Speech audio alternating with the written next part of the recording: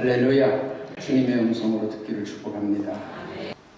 하나님이 우리에게 주시는 선물을 우리는 복이라고 합니다. 우리게 연말 되면 또 새해가 되면 인사할 때 뭐라고 그러죠? 새해 복 많이 받으세요. 이 복 받으라고 하는 말은 우리가 복을 주는 게 아니잖아요. 복을 주시는 분은 하나님이십니다.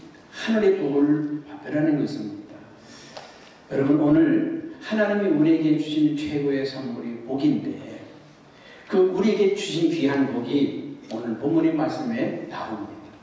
15절 말씀에 보면 이렇게 말씀하고 있습니다. 무릇 하나님의 나라에서 떡을 먹는 자들은 복되도다. 누가 복이 있다는 거예요? 하나님 나라에서 떡을 먹는 자가 복이 있다는 거예요. 하나님 나라에 떡을 먹는 자가 복이 있다. 여러분, 예수 믿는 사람들은 금방 추론하죠. 어떤 의미인지를 압니다. 근데 믿지 않는 사람들은요, 인절미인가? 아니면 찹쌀떡인가? 아니면 뭐 케이크인가? 떡을 생각합니다. 우리가 요즘 뭐 조선족도 많이 들어오고 또 세터민도 많이 오고 그래서 대화를 하다 보면 금방 이번엔 조선족 같은데 금방 우리가 알 수 있는 분들이 계셔요. 왜냐하면 그분들이 말투가 한 5분만 얘기해보면 벌써 감을 잡잖아요. 지금 우리 전라도 사투리, 경상도 사투리 이거 10년에 가도 20년에 가도 잘 안 바뀌는 사람들이 많더라고요. 근데 가장 그 사람이 어디 사람인지 구분 못하는 도가 하나 있어요.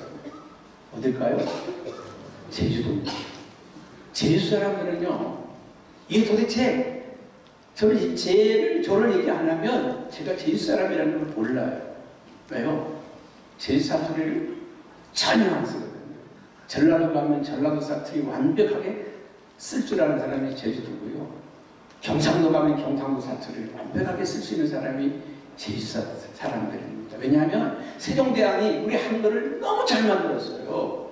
그 아랴 그 하점 하나 때문에요. 모든 발음을, 모든 글을 다 읽을 수 있고 다 표현할 수 있어요. 근데 어느 순간인가 우리의 말 가운데 이 아랴 하자가 떨어져 나갔어요. 그러니까 이제 우리가 제대로 표현 못하는 말들이 더러더러 있지요. 그렇습니다. 우리가 예수 믿는 사람들은 예수 믿는 사람들의 언어가 있어요. 딱 해보면 몇 마디만 대화를 나눠보면 저분이 신앙생활을 하는 분이구나 아니구나 금방 알 수 있어요. 뭐 예를 들면 진실로 그렇습니다. 그런 말요 안 믿는 사람들은 잘 안 해요. 은혜라고 하는 말, 긍휼이라고 하는 말, 평강이라고 하는 말 잘 안 써요. 교회 교인들만 쓰는 언어들이 있어요. 그런 언어들이 뭐 진실로라는 말 쓰지 않고 정말로 그런 말 쓰잖아요. 여러분, 그래서 우리 그리스도인들이 쓰는 오늘 여기니까 무릇 하나님의 나라에서 떡을 먹는 자가 복이 있도다. 이 떡을 먹는다고 하는 말은 무슨 의미겠습니까? 오늘 본문의 내용은 이런 내용입니다. 예수님께서 한 바리새인의 지도자의 집에 떡을 드시려고 가셨어요. 식사를 하러 가셨단 말이죠. 음식을 먹으러 갔습니다. 거기에 갔더니 거기에 수종병 든 사람 하나를 만나게 됩니다.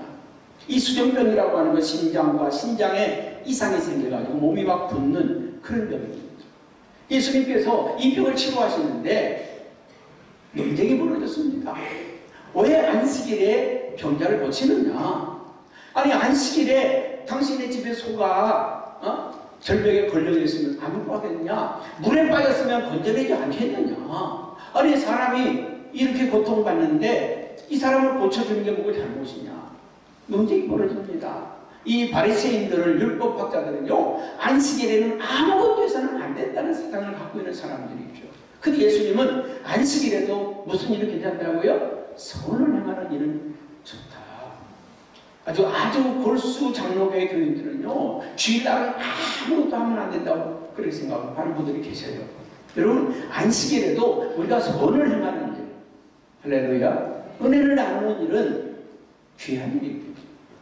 그런데 이 안식일의 논쟁과 함께 예수님은 그 잔치집의 비유를 들어요.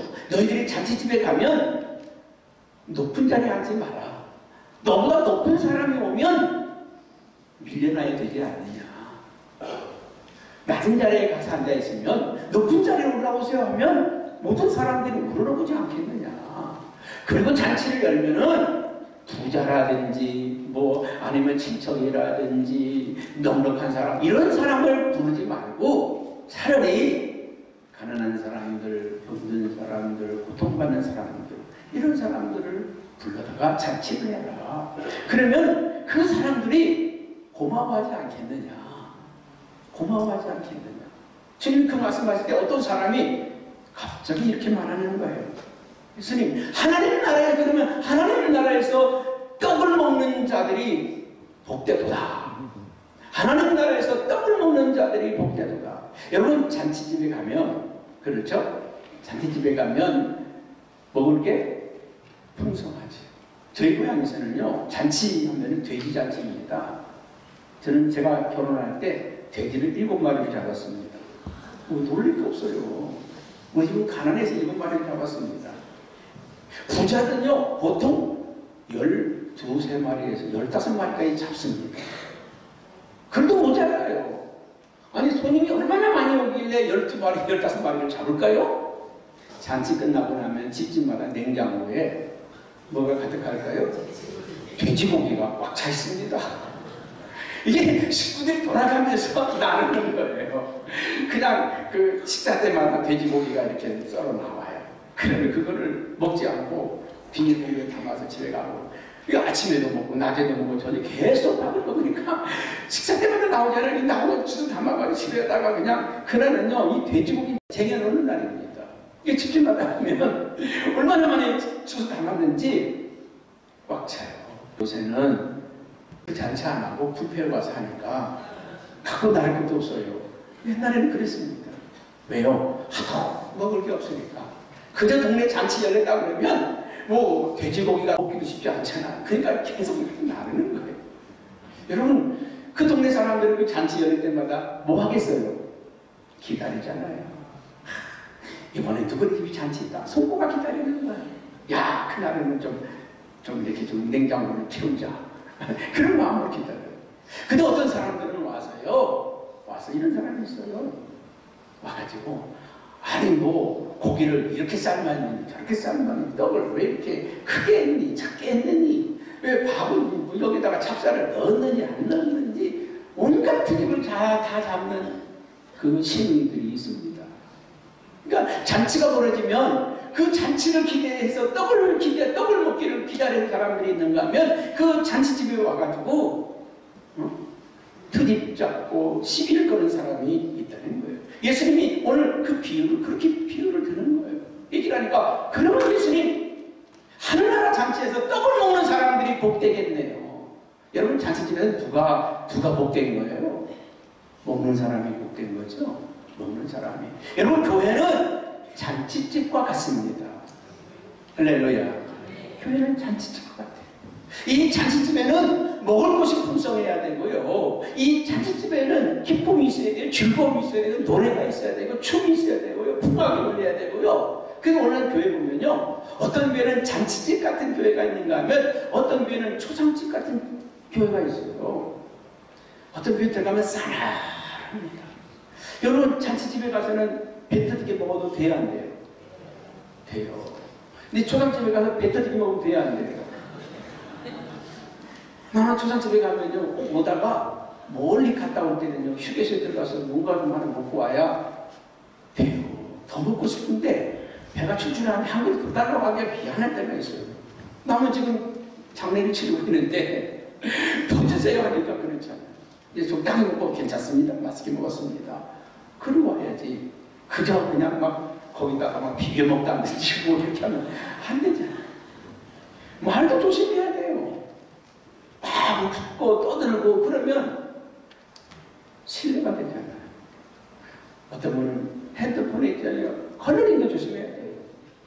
어떤 분이 그냥 그 컬러링을 잘했어. 그거 그냥 갑자기 전화 와가지고 얼마나 낭패입니까? 여러분 우리가 교회가요 장례식집처럼 상갓집이 되면 숨도 못 쉬어요. 결혼식, 혼인집에서는 실수해도 넘어져도 다 이해가 돼요. 엎어져도 이해가 돼요. 그렇죠? 오늘 교회는 잔치집과 같은 것입니다. 예수님께서 처음에 기적을 행하실 때도 갈릴리 혼인 잔치 집에 방문하셨고, 탕자가 돌아오면서도 잔치가 열렸고, 드라크마를 찾았을 때도 잔치가 열렸고, 이런 양을 찾았을 때도 잔치가 열렸습니다. 예수님이 마지막 땅에 재림하실 때도 혼인잔치가 벌어진다고 했습니다. 그 교회는 잔치집과 같아요. 아멘. 우리 성현교회 그런 교회가 되기를 주님의 이름으로 축복합니다. 여러분이 잔치집 같은 교회가 되려면 우리가 잔치 준비를 해야 돼요. 잔치 준비. 다음 주에는 잔치 준비하잖아요. 잔치 준비를 해야 됩니다. 뭘 준비해야 됩니까? 음식을 준비해야 되고, 또 이렇게 손님 맞을 마당을 준비하고, 때로는 일꾼들을 준비하고, 그래서 손님 맞을 준비하잖아요. 이 잔치집에는요, 꼭 초대한 사람보다 그저 지나가는 사람들 다 와도 괜찮은 거예요. 지나가는 거리도 와도 괜찮고, 때로는 아무 상관없는 사람도 와서 식사하시고 하라고. 할렐루야. 오늘 예수님께서 이 잔치집에 비유를 하면서 우리가 전도하면서 그랬잖아요. 교회 오면 다 해결될 것처럼 얘기합니다. 교회만 오면 해결됩니다. 교회만 오면은 교회 한번 오십시오. 여러분, 교회 온다고 우리 인생의 문제가 해결되겠습니까? 교회 온다고 우리의 소원이 이루어지겠습니까? 아니에요. 교회 오면 해결되는 것이 아니라 하나님 만나면 해결됩니다. 하나님 만나면, 예수님을 만나면 우리 인생의 문제를 해결된다는 거예요. 그리고 이 말이 뭡니까? 하늘나라에서는 떡을 먹는 자들이 복되다. 떡이 뭡니까? 하나님의 말씀, 은혜 아닙니까? 은혜를 받으며 받는 사람이 복되다고 말이죠. 은혜를 받는 사람들이 복되다고 말입니다. 할렐루야. 여러분, 은혜의 삶이 되기 바랍니다. 교회 안에는요, 두 종류의 사람들이 있습니다. 하나님을 만난 교인이 있고 만나지 못한 교인이 있습니다. 하나님을 만난 교인들은 늘 신납니다. 기뻐요. 할렐루야. 하나님을 만난 사람들은요, 먹을 것이 없어도 신나고, 또 뭐 여러 가지 문제들이 많이 있어도요, 기쁨과 은혜가 넘치게 된다는 말입니다. 예수 만나는 것이 축복입니다. 그분을 만나기만 하면 우리의 인생의 문제가 해결되고 풀려집니다. 예수님은 마태복음 11장 28절에 뭐라고 말씀하셨습니까? 수고하고 무거운 짐진 자들아, 내게로 오라. 내가 너희를 쉬게 하리라. 이 세상에 무거운 짐을 지고 있는 인생들은 다 내게로 오라. 내게로 오면 내가 너에게 쉬게 해주겠다. 인생의 문제를 해결해 주겠다는 겁니다. 풀어주겠다는 거예요. 왜 우리가 해피데이 전도 축제 주기를 준비합니까? 왜 그들을 오라고 합니까? 예수님 앞에 오면은 당신의 문제가 해결될 수 있기 때문에, 예수님을 만나기만 하면 당신의 인생에 놀라운 변화가 일어나기 때문에 오라는 거예요. 여러분, 교회만 오면 되는 게 아니라 이 교회는 예수님을 만날 수 있는 곳이고 예수님을 만나는 곳이고 은혜를 받는 곳이기 때문에 그렇습니다. 오늘 여러분, 우리는 해피데이 전도 축제 주기를 하면서 주님을 만나게 하는 놀라운 축복이 있길 바랍니다. 주님을 만나지는 은혜가 있기를 축복합니다. 근데 오늘 말씀에 보니까 18절에 이렇게 말씀을 하고 있습니다. 다 일치하게 뭐였더라? 사랑하더라. 다 일치하게, 우리가 초청했는데 다 일치하게 사랑하더라. 적어도 우리가 300여 명이 넘는 태신자를 품고 기도했습니다. 정말 이분들을 꼭 하나님께로 인도하겠다고 우리가 기도했습니다. 이분들이 다 와주면 얼마나 좋겠어요. 할렐루야. 일본 사람들처럼, 나고야 국제교회처럼 말이죠. 약속한 사람들 90% 이상이 와주면 얼마나 좋겠어요. 우리 그 사람들 다 온다고 하면요, 우리 지난주에 성가대한테 자리 모자라가지고 막 우리는 바깥에 서고 막 그랬는데, 뭐 그런 현상이 일어나지 않겠어요? 어떤 목사님이 충청도에 목회를 갔다 합니다.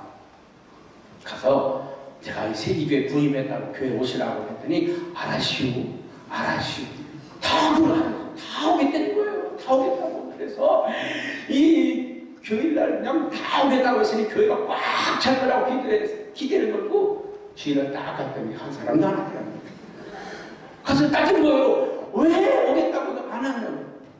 아니, 어디 가겠다고 그랬냐고. 아니, 지난번에 오겠다고 했잖아요. 아니, 알았다고 했지.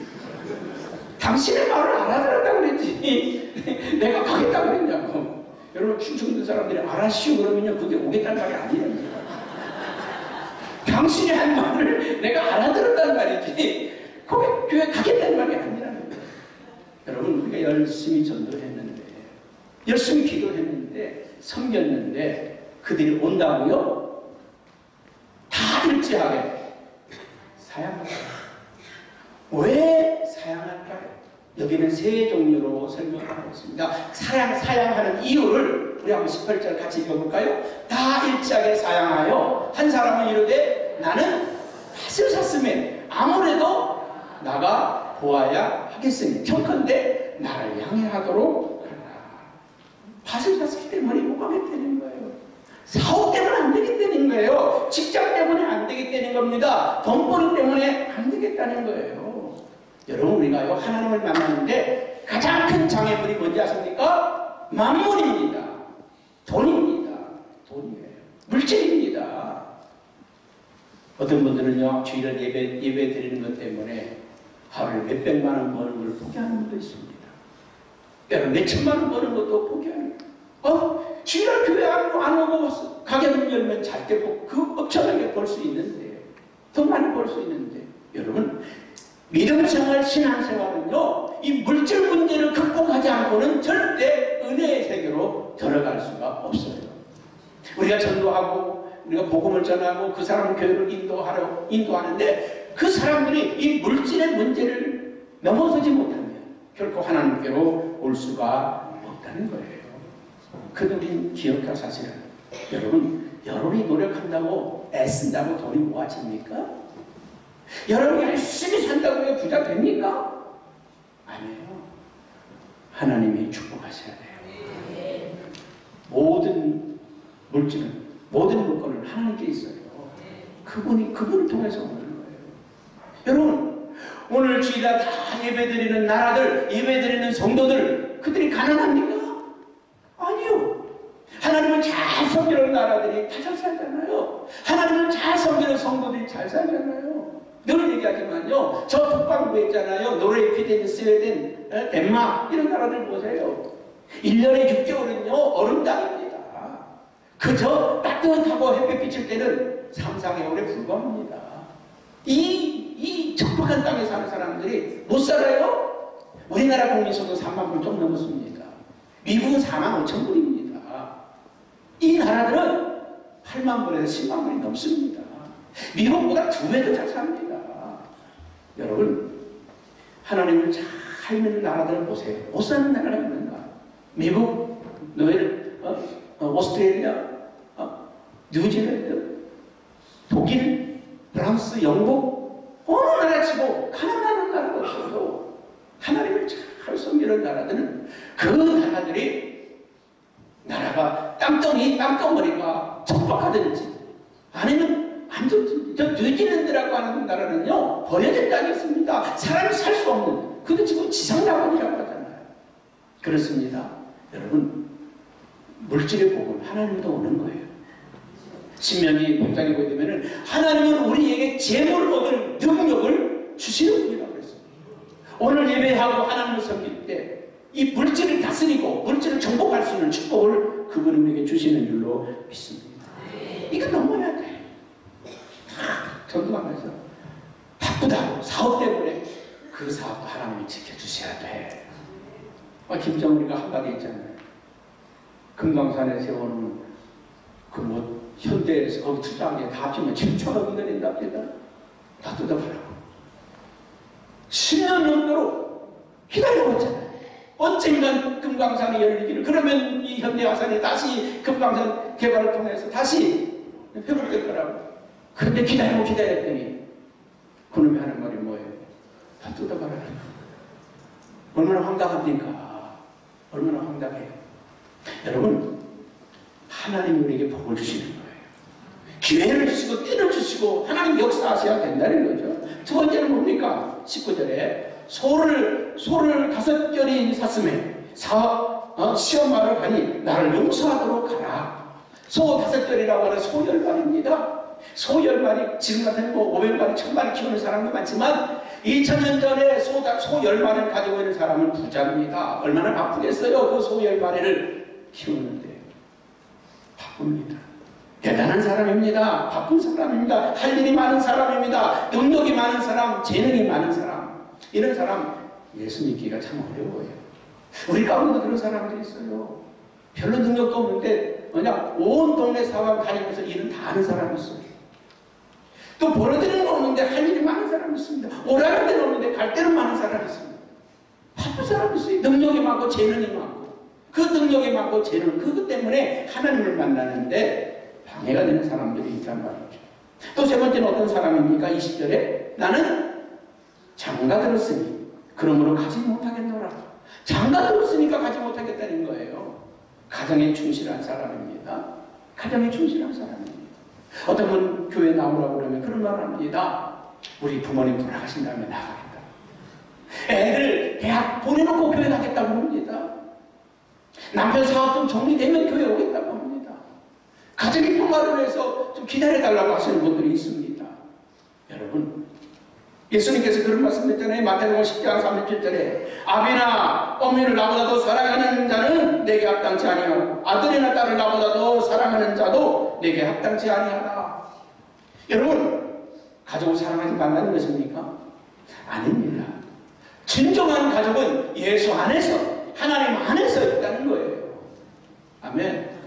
하나님이 내 남편을 지켜주고 내 부모를 지켜주고 내 자녀를 지켜줘야 지킨다는 거예요. 그게 뉴스에 보니까 안타까운 이런 얘기가 있습니다.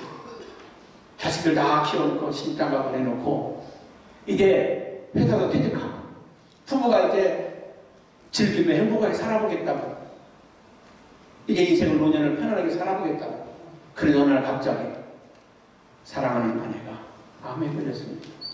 병원에서 한 달밖에 못 산다는 거예요. 그래서 이 남편이 자기 모든 재산을 정리해서 캠핑카를 샀습니다. 그 캠핑카에 아내를 태우고 이제 전국을 돌아다니는 겁니다. 아내와 함께 한 달 동안 24시간 붙어서 같이 마지막 여행을 하려고 다니다 한 달 만에 그 아내가 세상을 떠났습니다. 그 아내 곁에서 아내와 함께 가겠다고 이 남편이 음독 자살을 했는데 일찍 발견되어서 병원에서 치료를 받고 있습니다. 여러분, 자녀 다 키워놓고 이제 일생 동안 열심히 일했으니까 이제 그 돈, 남은 돈 가지고 인생을 엔조이하고 즐겨보겠다고요. 생명의 하나님께 있어요. 하나님 허락하지 않으면 남편도 내 남편이 아니고 아내도 내 아내가 아니고 부모도 자식도 그렇습니다. 하나님 허락해야 사랑하는 내 자녀들이 내 품에 있는 것이고 부모가 내 부모가 되는 것입니다. 그래서 오늘 하나님은 우리의 생명의 주인이시라는 것을 기억하라는 것입니다. 여러분이 천국잔치의 초청을 거부하는 사람들 앞에 주님이 뭐라고 말합니까? 23절에 이렇게 말합니다. 사람들을 강권하여 데려다가 내 집을 채우라. 이 강권이라고 하는 말은 우리가 잘못 해석하면 안 됩니다. 다리를 분질러서 데려가라. 그거 아닙니다. 억지로 강제적으로 데려가라. 그 말이 아닙니다. 이 강권이라고 하는 말은 강압이나 때로는 강요가 아닙니다. 이 강압은 간절히 부탁하고 눈물로라도 호소해서 그를 모셔오라는 말입니다. 여러분, 억지로 데려오라는 말이 아니에요. 여러분, 억지로 데려와서 그 사람 예수 못 만납니다. 억지로 데려와서 하는 거예요. 정말 눈물로 호소해서 정말 간절히 부탁을 해서 이 강권이라고 하는 말은 아난카조라고 하는 말인데 간절한 마음으로 권하고 권면하고 부탁했어요. 여러분, 사랑하는 우리가 그동안에 대신자들 기도했잖아요. 섬겼잖아요. 그분들을 강권하시기 바랍니다. 간절히 부탁하시기 바랍니다. 정말 때로는 눈물로라도 때로는 간절한 마음으로 부탁해서 주님께로 인도하시기 바랍니다. 그런데 왜 우리가 전도의 열매를 맺지 못할까요? 거기에는 우리의 노력과 희생이 부족하기 때문에 그렇습니다. 어떤 회사에서 그 판매 사원들의 실적을 올리는 걸 보고 조사했어요. 어떤 사원이 얼마나 잘하는가 어떤 사원들이 왜 실적이 저조한가? 이걸 조사를 해봤는데 그 회사 물건을 파는데 한 번 전화해가지고 아파트니까 포기하는 사람이 48%였다고 합니다. 두 번 해서 안 되니까 포기한 사람이 25%, 세 번까지 해보고 포기한 사람이 15%, 그리고 나머지 12%는 끝까지 될 때까지 계속 12%의 사람이 그 회사의 매출의 80%를 감당하더라는 거예요. 여러분, 보험회사 하시는 분들에게 물어보세요. 1000번 가서 그 사람이 보험 든다면 가겠는가? 갑니다. 그 사람은 진짜 보험왕이 될 수 있는 사람입니다. 1000번을 만나서 그 사람이 보험을 가입한다면 1000번 갑니다. 여러분, 그 벌꿀들은 있잖아요. 벌꿀들은 그 벌꿀 10g의 그 꿀을 얻기 위해서, 10g이 조금 아닙니까? 10g의 꿀을 얻기 위해서는 그 벌꿀이 적어도 6만 번을 다녀와야 된다. 6만 번의 그 꽃을 찾아가지고 떠와야 10g의 꿀이 나온다는 겁니다. 여러분, 한 영혼을 살려내는 일이 그냥 그렇게 쉬운 겁니까? 쉽지 않지 않습니까? 어려운 일 아닙니까? 강권하여 태어나라. 여러분, 우리가 놀라운 사실은요, 전도는 어떻게 하는 겁니까? 여러분, 정말 우리가 하나님의 초청한 사람, 하나님 앞에 와야 될 사람, 구원받아야 될 사람이 있지만은 그들이 거절한단 말이죠. 그런데 놀라운 사실은 하나님께서 그 영혼, 구원하시는 그 영혼들, 예비된 영혼이 있다는 거예요. 전도를 해보는 사람들의 특징은 뭐냐면 하나님이 예비된 영혼을 만날 때 그게 우리가 정말 그동안에 한 2달에 가까운 시간 동안에 애를 쓰고 힘쓰고 노력했는데 그들이 거부했어요. 나는 땅을 샀으니, 밭을 샀으니 못 가겠어. 나는 소 10개를 샀으니 못 가겠어. 나는 장가 갔으니 못 가겠어. 이유 분명히 다 있습니다. 그런데 우리의 말을 듣는 사람들이 있다는 거예요. 예비된 영혼이 있다고 하는 말입니다. 우리는 그 영혼들을 찾는 거예요. 예비된 영혼을 찾는 겁니다. 할렐루야. 여러분, 우리는 복음을 때를 얻든지 뭐든지 전해야 되는데 그 예비된 영혼이 있는 것을 믿으시기를 바랍니다. 그래서 전도는요, 하나님의 말씀에 순종하는 사람들이 할 수 있습니다. 22절에 보니까 그 종들은 명하신 대로 어떻게 해요? 명하신 대로 어떻게 합니까? 우리 한번 22절 같이 봅니다. 22절 23절 시작. 종이 이르되 주인이 명하신 대로 하였으되 아직도 자리가 있나이다. 주인이 종에게 이르되 길과 산을 가리러 가서 사람들을 강권하여 데려다가 내 집을 채워라. 가서 이제 아무나 데려가라. 누구든지 데려가라. 여러분, 우리가 아무나 데려왔는데 그 아무나가 세상을 뒤집는 사람이 될 수 있어요. 우연히 복음을 전했는데 그 우연히 복음을 받아들인 그 사람이 세상을 뒤집을 수 있어요. 여러분, 로마라고 하는 나라는요, 300년 동안 기독교인들을 무지막지하게 박해했습니다. 때로는 사람들을 콜로세움 광장에 집어넣어가지고 사자를 금죽인 다음에 사자를 풀어가지고 사자의 입에 뜯겨 죽였습니다. 때로는 불에 태워 죽였습니다. 가죽을 벗겨 죽였습니다. 아주 참혹했습니다. 그런데 이 로마라고 하는 나라가 어떻게 하루아침에 기독교 나라가 되었겠습니까? 이 로마라고 하는 나라가 어떻게 하루아침에 기독교 나라가 되었겠습니까?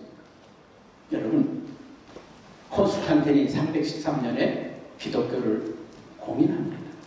근데 그 콘스탄틴의 가정이 예수를 믿기까지는 놀라운 간증이 있습니다. 콘스탄틴 1세, 그 콘스탄틴 아버지가 영국에 참정관으로 가게 되었습니다. 그 다음에 로마의 지배를 받고 있던 영국을 다스리는 총독으로 가게 되었습니다. 그 총독의 지배는 많은 일꾼들이 있지 않았겠습니까? 정원을 가꾸는 사람, 마부, 청소하는 사람, 밥하는 사람, 많은 친구들이 있었습니다. 다 노예들이었지 않습니까?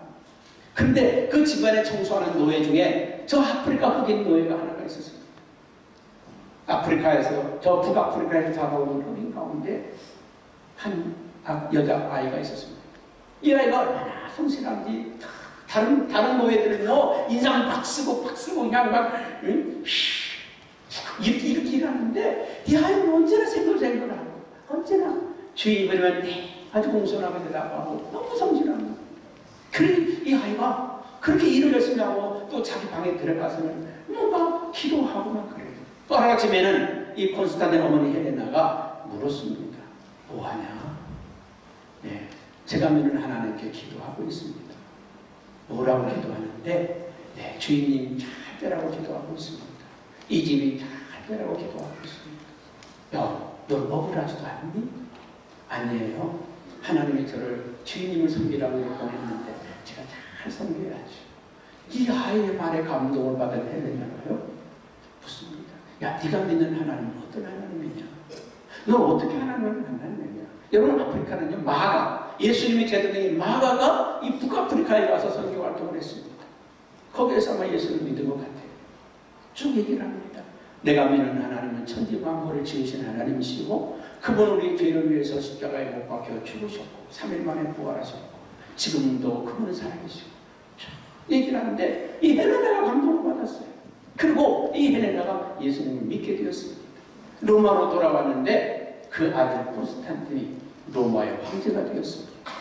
로마의 황제가 된 그 아들에게 아들을 전도해서 그 아들이 323년에 모든 로마의 사람들은 예수를 믿어도 된다. 324년에는 로마에 사는 모든 사람들은 다 예수 믿어야 된다. 로마의 국교로 선포하지 않습니까? 여러분, 이 한 가문을 뒤집어 놓은 건 아프리카 흑인 여인, 이 어린아이가 이 집을 바꿔놓았다는 것입니다. 우리가 복음을 전할 때 하나님께서 함께 하시는 걸 믿으시기 바랍니다. 요한복음 6장 37절에 성경은 이렇게 이야기합니다. 한번 같이 보겠습니다. 아버지께서 내게 주시는 자는 다 내게로 올 것이요 내게로 오는 자는 내가 결코 내쫓지 아니하리라. 아버지께서 내게 주시는 자는 다 내게 올 것이다.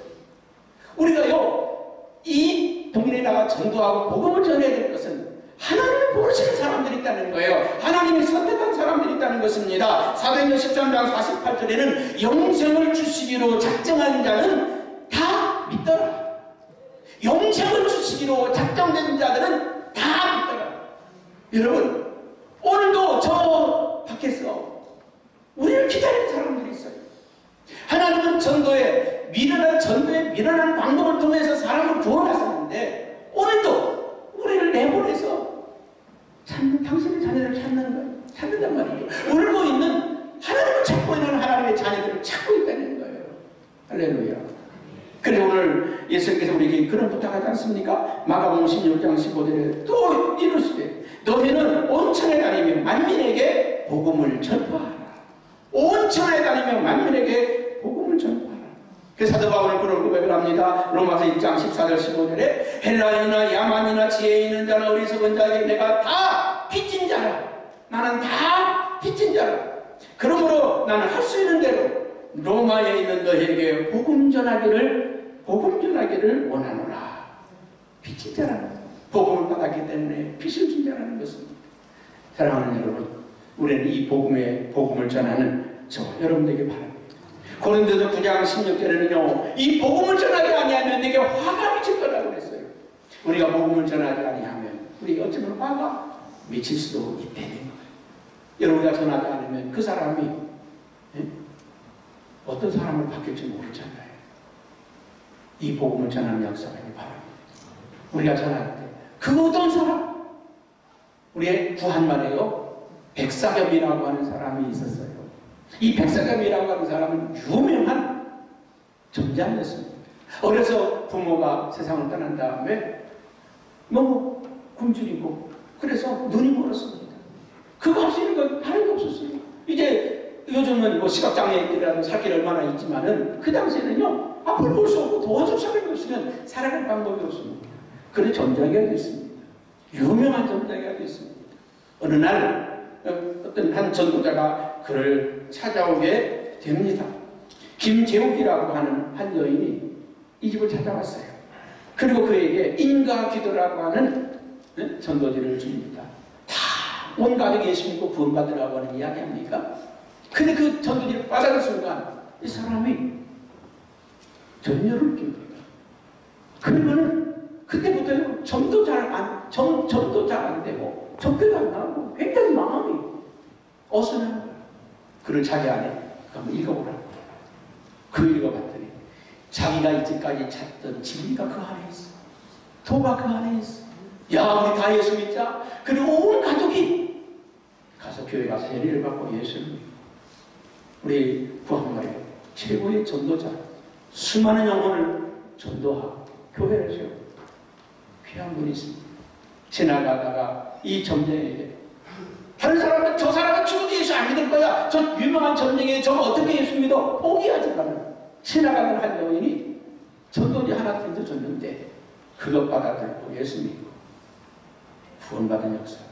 여러분, 우리가 전도할 때 우연히 던져준 그 전도지, 우연히 예수 믿으라고 한 그 한마디가 그 사람의 인생을 바꾸고 미래를 바꾸고 역사를 바꿀 수 있지 않습니까?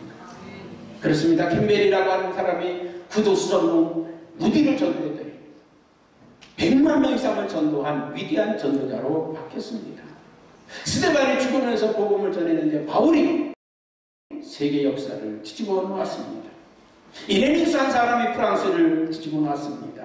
라틴의 전도자가 영국을 복음화시켰습니다. 오늘 언더우드 아펜셀러 선교사가 이 땅에 복음을 들고 들어가는데 오늘 이 땅에 이런 축복을 받았지 않습니까? 기도하고 마치도록 하겠습니다.